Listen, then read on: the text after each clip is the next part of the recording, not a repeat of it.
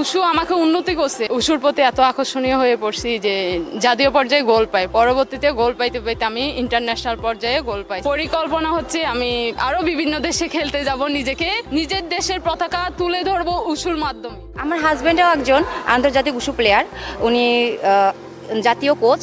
ওনাকে দেখে অনুপ্রাণিত হয়ে আমি এই উশুতে আমার আশা এবং যাত্রা শুরু। চাইনিজ মার্শাল আর্টটা করার চেষ্টা করি এবং ওদের ল্যাঙ্গুয়েজ যেটা ওটাও আমরা প্র্যাকটিস করি শেখার জন্য। আমি এক গর্বিত উশু করে, এবং বিয়ের পরে যে একটা মেয়ে এইভাবে খেলাধুলা করতে পারে সেটার আমি বড় প্রমাণ একজন আমি। আপনারা জানেন যে কক্সবাজারে একটা হচ্ছে যে উশুর জন্য একটা উর্বরভূমি, কারণ কক্সবাজারে কমপক্ষে হলেও আপনার ইন্টারন্যাশনাল প্লেয়ার আছে 15-20 জন, এবং হচ্ছে যে ন্যাশনাল প্লেয়ার আছে 50-60 জনের মতো, কোচও আছে 15-20 জনের মতো কোচ আছে, এবং সাউথ এশিয়ান জাজ আছে, কোচ আছে, ইন্টারন্যাশনাল জাজ আছে, কোচ আছে। আমরা চাই উশুকে চায়নার পাশাপাশি বাংলাদেশের মাধ্যমে আমরা ওয়ার্ল্ডে পরিচিত করতে চাই, বাংলাদেশ কক্সবাজারের মাধ্যমে। আমি বাংলাদেশ জাতীয় টিমের কোচ হয়েছি, তাহলে আমিও সফল।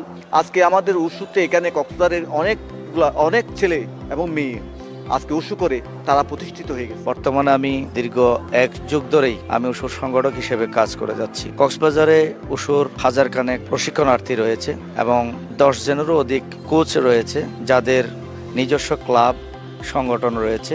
এই উশুকে আমরা কক্সবাজারে এমনভাবে এস্টাবলিশ করেছি, কক্সবাজারের সাধারণ মানুষ উশুকে এখন খুব ভালোভাবেই জানে। চাইনিজ যা আরও অন্যান্য ইভেন্ট রয়েছে, যেমন লায়ন ডান্স রয়েছে, ফায়ার স্কোয়াড রয়েছে, কালচারাল যে অনুষ্ঠানাদি রয়েছে, সেগুলো তো কক্সবাজারের উশু খেলোয়াড়রা পারদর্শিতা অর্জন করে যাচ্ছে।